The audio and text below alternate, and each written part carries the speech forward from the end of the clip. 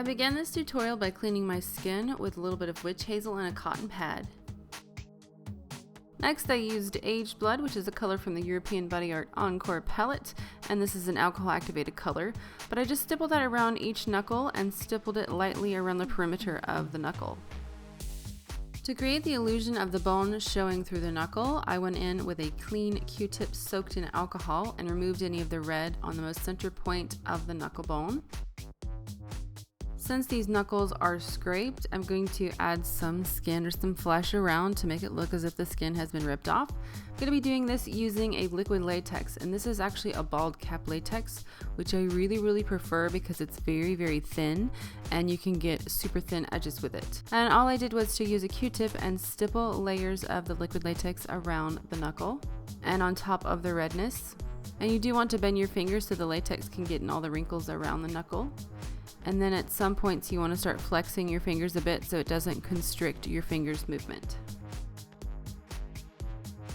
Once that first layer is dry, and you'll know because it will go clear, you want to add a second layer. Keep in mind you want to keep this very thin. The thickest parts need to be the areas around the actual knuckle. Once the liquid latex is dry, whether it be 2 to 3 coats, you want to add a bit of powder because it's going to be very sticky.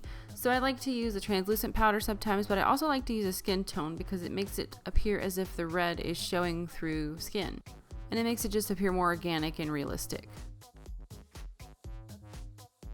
Speaking of realism, it's about to get really real right now. We're going to start picking away that latex. This looks pretty gross, I do admit. But it's not real, it's fake, just keep that in mind. Anyway, I'm just using some tweezers to pick away that latex from the center of the knuckle wounds.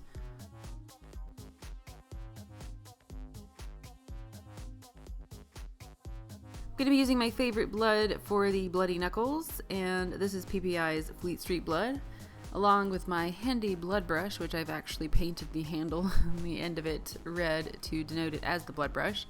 But yeah, this blood is awesome because it dries and it stays in place unlike many other bloods, and it still stays shiny to make it look more like blood. But yeah, I'm just applying that around the knuckles of the fingers and trying to keep it off the very center where the bone is protruding. Another fun effect is to kind of wiggle the brush up under the latex. It makes it look like there's actually blood underneath the skin, which is really cool. And now to the very center of the knuckle, I'm going to use a little bit of KY jelly. This is going to create the illusion of a shiny, kind of fresh, open wound.